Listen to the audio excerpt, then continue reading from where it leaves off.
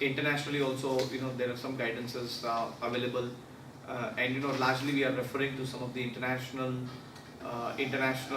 requirements also on materiality, which is also more or less around the same level required. So here there is a reference to that. It is not just based on experience, but there are some international references on the materiality levels, including what we have from the ICI in India. We are still waiting for a couple of more questions to be taken up. So Karthik, another question for Karthik, a question by the time it comes. Whether this IFC will be applicable for interim financial reporting also, for things? No. Half yearly or quarterly statement? The guidance notes clearly define that IFC is only for annual reporting and will not be applicable for interim reporting unless there is a specific requirement for you as a business under any other act to present interim reporting. So if you're doing it, interim reporting purely in the Companies Act, you don't need to follow it. You just need to do it on annual accounts. Limited review also. Yeah, There won't be any absolutely. requirement. Not required. Thank you.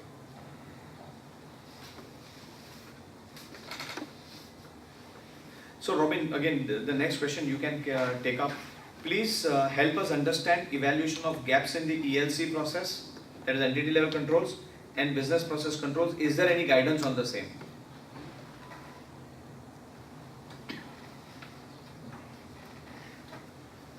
So, again, that's why the intent is, if you look at the parameters of criteria, SA315, that is what it's looking to bridge.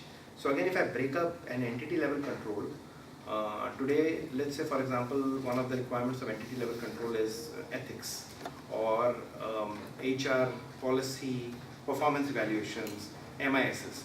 Now, there is a variability here because a business decides what is important for them from an MIS reporting function, which is not a financial reporting as an MIS function. That will vary businesses to business. Some of these will become a benchmarking exercise over a period as to the areas which should be there as you review a policy. So I'm just picking up an entity level control area, and to give an example that so let's say you pick up a code of ethics policy or a related party, and you said all employees have XYZ responsibilities in terms of code of ethics. Directors or the management has a much wider repercussion risk responsibility. Now we've seen best in class cases, specific areas which talks about directors' responsibility at a much wider spectrum than the other employees. So that is now a maturity aspect that you develop over a period. HR, for example, do you have key HR policy in key areas? Are your functions defined clearly in terms of reporting lines? Is there a formal organogram, even if there is an individual moving or moving out, the organogram has been, or the reporting lines are clearly defined? Are there job descriptions or the performance defined? Now one thing is job description on hiring, and one thing is job description is what you perform, your KRA based on which you will be judged. Those are clearly defined, and there is a performance evaluation for me at the year end to evaluate. So now these elements are standard business elements which you do. Some of it is more, as I said, benchmarking based. You might do it a little differently. Nothing would be, there are some elements which would be distinct gaps, which is creating a non-compliance, like SOD if you have not mentioned, and in reporting lines also, the way you define delegation of authority is not aligned to a reporting line. Those are more serious gaps. The rest are more benchmarking and improvement area. At a process level, it is more of, it's a little clearer on one part is materiality thresholds, which have financial statement implications. That's one. And secondly, any financial control risks which are critical, which will stop you from making accurate financial statements, closing your books timely, anything which will hinder your financial statement or a closing process or a reporting process. Robin, another important question, which if you can just in a summary manner just outline, does the internal financial control cover only operating controls? which have financial impact, or does it include all operating controls to ensure business risks are covered and smooth conduct of business is ensured? Okay. So that's it's a bit of an interesting question because many cases and Karthik would share experiences that people are asking us the same question, especially listed entities where boards have been given trusted the task of defining operating controls. And what are those operating controls? So one, to be clear, Institute has helped us in one way by limiting the auditor's responsibility to internal control over financial reporting. So from a statement perspective, your risk is restricted. That because once you go operating controls, now there are risks to it. For example, let's say the operating control is sitting with an individual who's not part of a financial business, not part of a commercial operations, is an operational guy, is someone who's managing a warehouse at a remote location, and a gap arising out of that will have an implication on your financial reporting which you cannot control. As a finance team also you cannot control. So that makes it a little uncontrollable, and that's why riskier. Now that risk is out, now it depends on how you want to define your operating risks.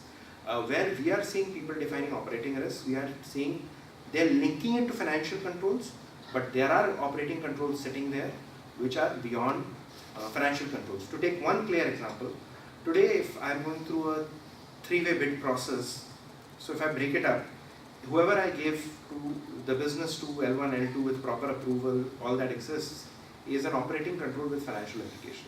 But subsequently, let's say, I don't procure from L1. I procure heavily from L2. After procuring from L2 without any reason, he's pricier, I've still accounted and reported it accurately. From an accounting perspective, I'm more or less compliant. There is nothing.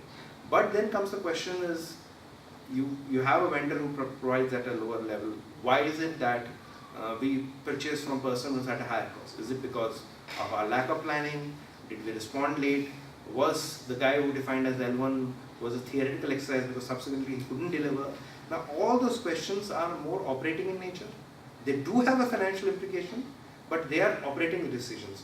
So those have to be part of it to make it robust if you really want to make a proper internal financial control framework. Karthik, if you want to add. No, that's fine, perfect. So just moving a little forward, can the existing ERM framework be tweaked to comply with IFC if it all can be done? If one has a ERM framework, most of the IFC is achieved. The answer to this is clearly no, because ERM as an objective has ERM as a basic objective to ensure a sustainability and protection to the business. IFC as an objective IFC has an objective to ensure accurate, reliable, controlled and governed financial reporting. So these two are very, very different fundamentally. IFC doesn't ensure, and there is no objective of IFC to ensure going concern. But ERM has an objective to ensure that the organization sustains over a longer period. And hence, while one component of ERM, which is concerning financial risks and therefore financial controls, where there is a common element between ERM and IFC, but ERM as such is a much wider term which helps us to go into the business aspects, the strategic aspects of the business, and ensuring the sustainability to the business is given over a longer run. So therefore, existing ERM, it just cannot be tweaked to ensure IFC, but IFC framework is therefore fundamentally different. There could be some linkages with respect to financial risks. So Karthik, if I may ask a question, because I'm going to ask this to you, but since you drive a lot of risk management, just expanding your point. Let's say today I create an IFC framework and then add a strategic layer to it. Because as you're saying, or the other way, if I tweak my entire non-strategic elements to an IFC methodology, would then a comprehensive URM suffice? So very good question, Robin. There, the only thought process I would see, basically the whole thing is to build up a robust risk management framework when it comes to ERM. Let's take an example, something like a disruption risk to the business. Disruption risk is the risk that today is affecting most of the companies, and you would see so many of these in some of the publications and the newspapers and the media. about how this risk, let's say for example something like an e-commerce coming in and affecting the retail business which just got organized a decade back, and you get so many retail stores getting built up across the country, being put up, etc. And now you see a sudden disruption, where the e-commerce companies, they are selling the products much cheaper because they don't spend on the retail outlets. And people typically go to the retail outlets, see the product, come back and buy it from the e-commerce companies.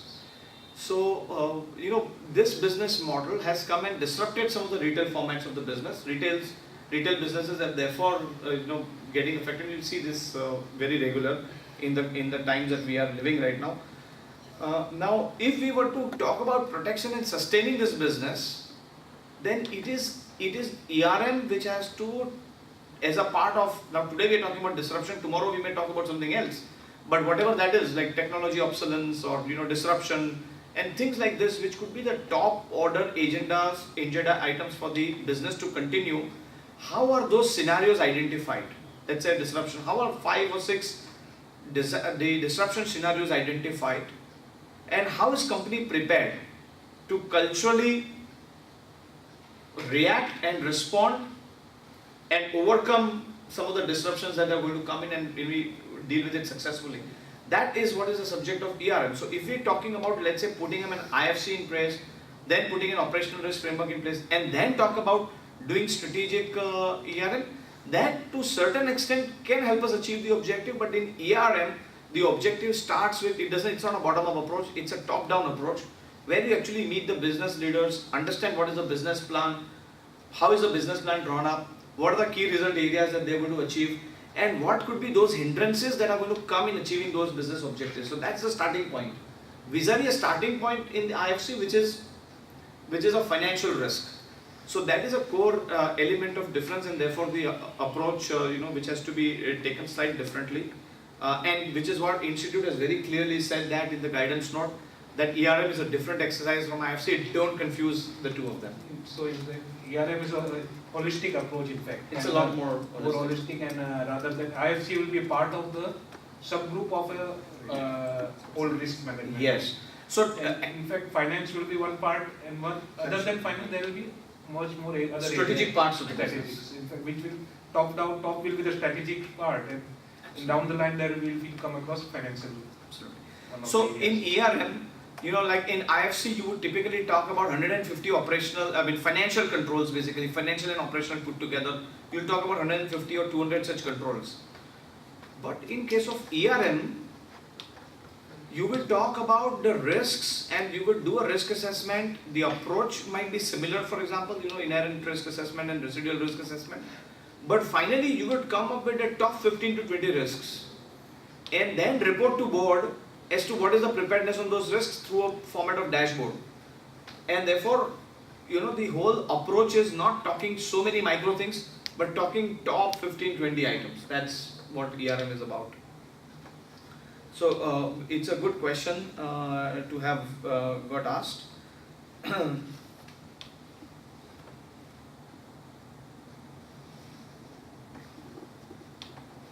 So Robin, you can pick up the next question. Can the outsourced internal audit function also do the test of design and RCM compilation for the management? Is there a conflict if an outsourced internal audit department does the test of design and the RCM compilation? No, because again, the design of it is a management task. Any internal auditor, Big Four or an outsource, is end of the day a management, is for a management discussion.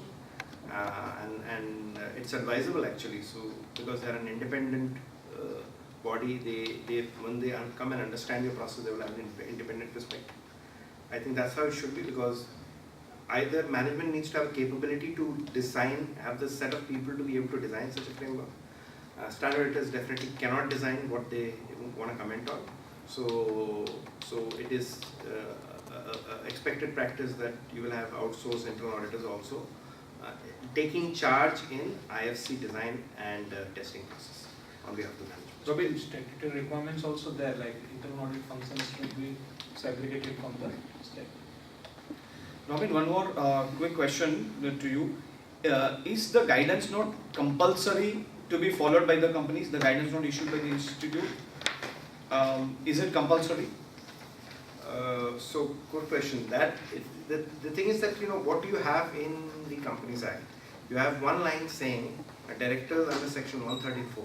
So I'll give an example. This year, if you see, directors have already started making section 134 director's responsibility statement, so motto, it's there. Now if I ask you to now come and demonstrate it, how will you demonstrate it? So you will demonstrate it based on a certain framework. And if I allow everyone to choose their framework, which is not based on any global standards, there is no parameter for a standard auditor to obtain reliance on that process. So let's put it this way, you require the guidance note if you already have a mechanism, because you are a global company where you're following a COSO framework or a framework defined by a COCO or a Turnbull, any of those global frameworks, then you have an argument that I'm already following a benchmark framework, and as long as I'm addressing all the requirements of the guidance note, I should not have to change my entire framework and bring in a new framework. So, Your Honor, guidance notes are providing a minimum benchmark what you have to follow, and if you are following adhering to more than that, then it's always a good corporate governance effect. So guidance notes is supporting to your enhancing your responsibilities in fact. Last two questions before we end. Are there factors other than materiality, like for example the input-output ratio that I mentioned? Are there factors other than materiality that are relevant to classify the controls? And so basically which are relevant to IFC and those which are operating, are there some factors other than materiality? So the answer to that is yes, there are factors other than materiality, like for example fraud.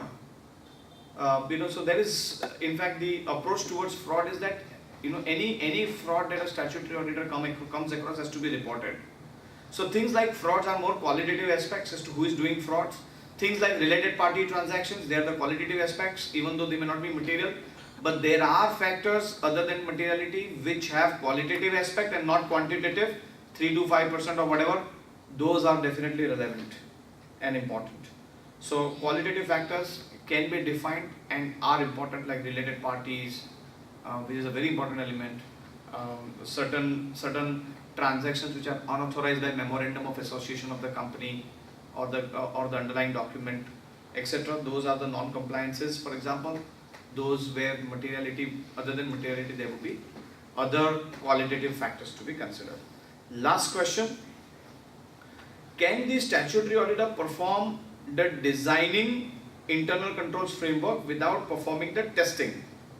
Now, statutory auditor is required, as I already covered in my earlier discussion in one of the questions. Statutory auditor is required to test controls as per section 143. He has to give a report of opinion saying whether the internal controls are designed and operating effectively. So that is a testing responsibility given by the law. Now on top of that, if you give him a complete designing responsibility, there has to be a careful application over there in terms of what could be the scope, because if you are designing the whole framework and then opining on it, on its efficiency and effectiveness, there is a clear conflict. We have to be really careful there in terms of what the role has to be. If it is fully designing, then very strictly speaking, that may not be admissible and there will be an element of conflict. Karthik, if I may so in this, just a quick elaboration, Karthik has covered everything in terms of the fact that there is a clear restriction.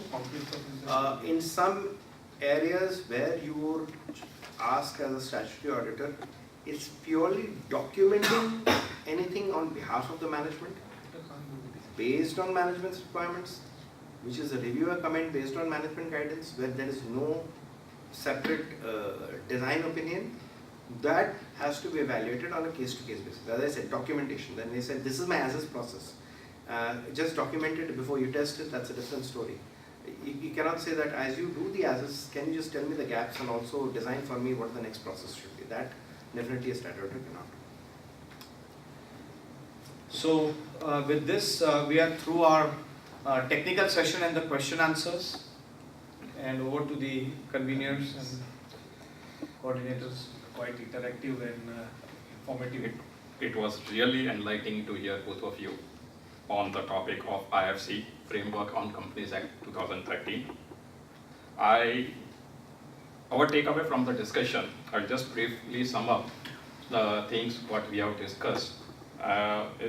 Due to this enhanced reporting responsibility, the companies should immediately start evaluating the present component of internal controls and ensure that they are aligned with the framework prescribed under the guidance note. In absence of any guidance note, under 2013, the guidance note is expected to serve as a guide for the management while implementing the requirements under 2013 Act. The implementation of guidance note would entail setting up a robust governance framework, including the consideration of outsourced process, key assessment, risk assessment, detailed documentation of risk and mitigating control, strong information technology system and periodic reviews, etc.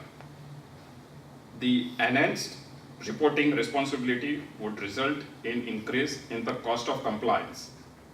Though this is a valid concern, however, in long run, the effective IFC is expected to lead a high quality of financial reporting and a robust corporate governance mechanism. The bottom line, the guidance note is likely to help implement the requirement of 2013 Companies Act. The companies and auditors looking for guidance and a framework to help them discharge their obligation. The ICAI has responded, and the time for action and implementation is now on the professionals. ICAI initiative to host a webcast within the days of releasing the revised guidance note to assess the stakeholder and professional is quite commendable. And the same is true with our two learned speakers. They have explained the IFC in a simplified manner. I thank on behalf of ICAI and all the stakeholders who have participated in today's webcast and offer a hearty vote of thanks. Thank you. Thank you. Thank you.